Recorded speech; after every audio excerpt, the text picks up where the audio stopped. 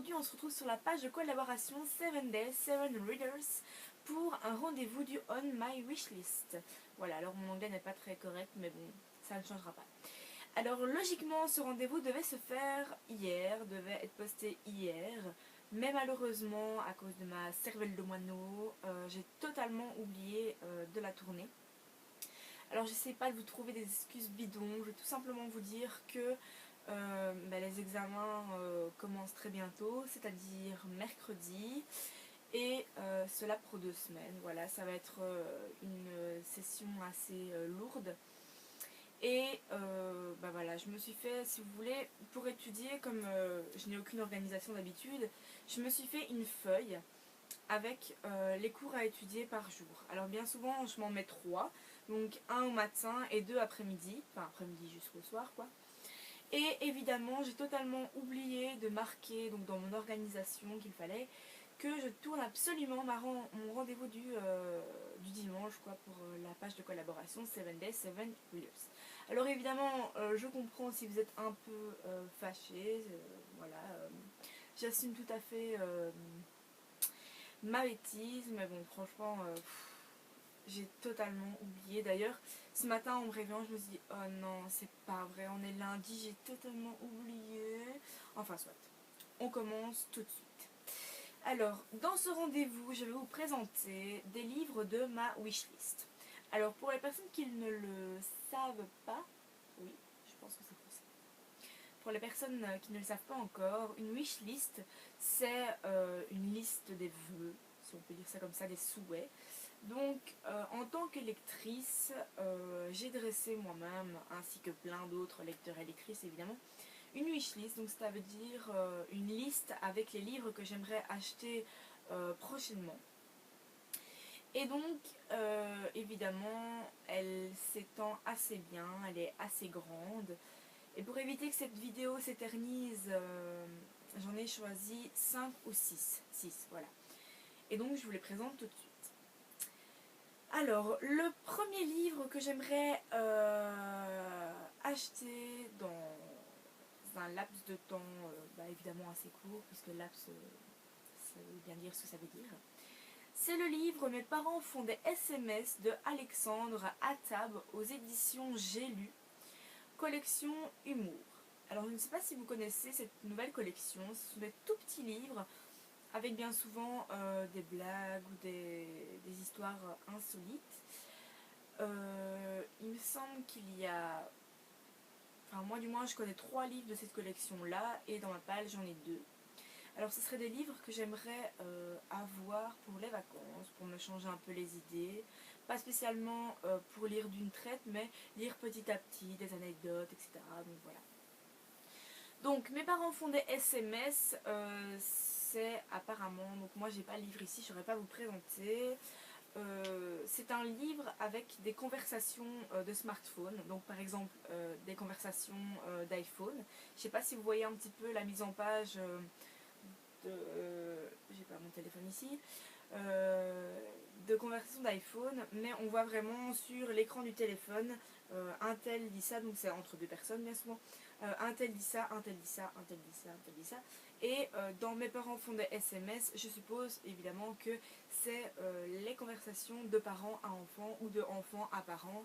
Et évidemment, à mon avis, les parents doivent en lâcher de belles très souvent. Donc voilà, je pense que c'est ça qu'on a répertorié dans ce petit livre. Et évidemment, c'est ça que j'aimerais découvrir. Ensuite, pour le deuxième, il s'agit de Zéro pointé de François Langrand aux éditions J'ai lu, collection humour, donc toujours la même collection. Alors Zéro pointé, apparemment, c'est un livre qui relate les histoires, encore une fois des anecdotes, d'élèves à l'école. Donc voilà. En tant que professeur, et je connais tout à fait le milieu puisque j'espère en devenir une dans un an. Je suis dans ma 2e année de Régenda, donc j'espère que l'année prochaine, plus ou moins à cette période-ci, ce sera la fin de mon Régenda. Je serai professeur et en tant qu'étudiante pour l'instant, j'ai déjà fait des stages et je suis quand même tombée 2-3 fois nez à nez avec des élèves qui... pas qui faisaient des belles gourdes, mais qui lâchaient des phrases assez assez... enfin, des choses que vous aimeriez écrire dans un livre et raconter plus tard à d'autres personnes qui n'ont pas vécu le moment que vous avez pu vivre. Voilà. Donc je pense que dans le livre Zéro Pointé, les enseignants ou les éducateurs ont raconté les histoires qu'ils ont pu vivre à l'école, puisque, bon, je vous le cache pas, les élèves des fois ont une imagination assez débordante et des fois c'est assez délicat de se retenir, d'éclater de rire. Donc voilà. C'est également un livre que j'aimerais découvrir pendant les vacances pour me détendre et pour passer un bon moment. Voilà. Ensuite, le troisième livre, il s'agit de l'Élite, donc c'est le tome 2 de la fameuse saga dont le tome 1 est la sélection, et c'est écrit par Kirakas. Alors j'ai lu le tome 1 lors d'une lecture commune avec mes collaborateurs sur ce site, enfin sur cette chaîne, voilà, et j'ai adoré, c'était un coup de cœur, mon premier coup de cœur de l'année 2013, et évidemment pour ça j'aimerais lire le tome 2 pour continuer cette belle saga, voilà. Ensuite, le livre 4, il s'agit de L'été où je t'ai retrouvé, écrit par Jenny Han, donc c'est le tome de, encore une fois, d'une saga. Le tome 1, c'est L'été où je suis devenue jolie. Je l'ai lu l'année dernière, il y a à mon avis plus ou moins un an. D'ailleurs, ma meilleure amie l'a emprunté, je n'ai toujours pas... Enfin, elle m'a toujours pas rendu, mais bon, je compte lui redemander très bientôt. Donc, encore une fois, c'était une saga vraiment toute fraîche, toute légère, facile à lire. J'avais vraiment apprécié cette amourette de vacances, etc., etc. Donc, évidemment, c'est pour ça que j'aimerais me procurer le tome 2.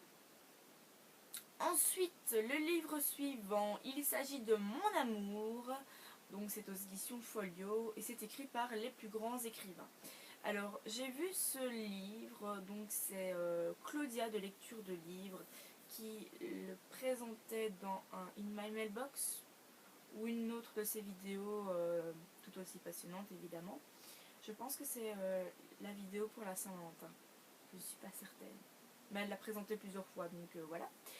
Alors, de la façon dont elle parle de ses livres, évidemment, bien souvent, c'est toujours assez délicat de résister à se les procurer.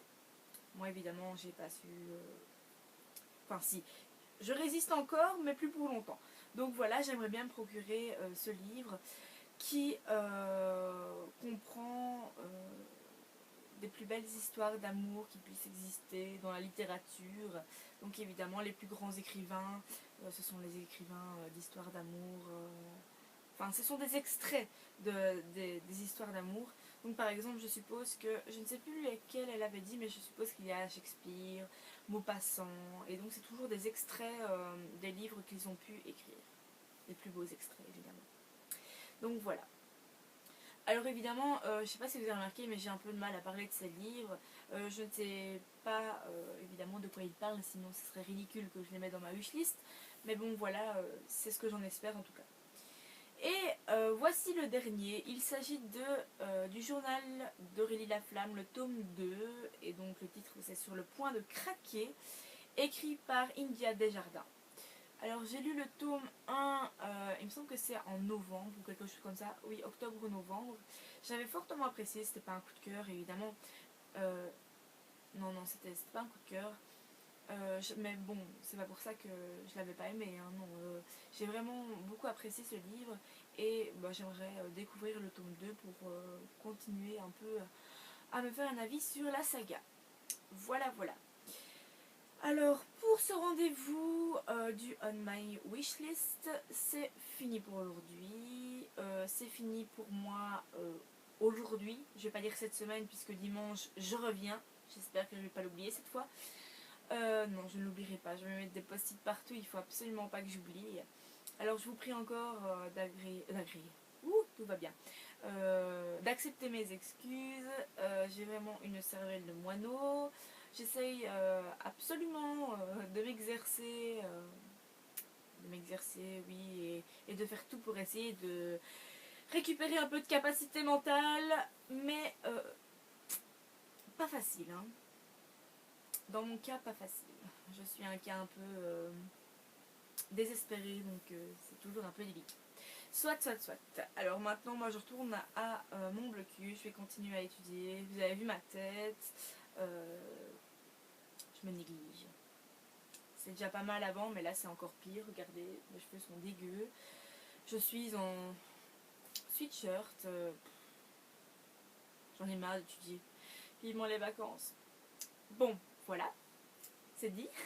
Alors, je voulais évidemment souhaiter beaucoup de courage et beaucoup de chance aux personnes qui, comme moi, étudient, aux personnes, je ne vais pas dire qui comme moi, puisque je n'ai pas eu la chance de passer par là, mais aux personnes qui, en France, vont passer leur bac ou tout simplement leur examen. Et en Belgique, ben, les personnes qui passent leur examen, leur CESS ou des examens en haute école. Donc voilà, je vous souhaite beaucoup de chance. Je vous souhaite surtout une grosse ok. J'espère que ça ira pour tout le monde. Et voilà, j'espère que vous passerez de bonnes vacances. C'est ce que j'espère pour mon cas en tout cas. J'espère que je serai tranquille avec l'école et que je pourrai me reposer parce que je commence à en avoir marre. J'ai des cernes naissantes. Ça se voit pas parce que je me suis un peu maquillée. Mais voilà. Voilà. Donc en attendant dimanche, bah, je vous fais plein de bisous et je pense fort à vous. À bientôt.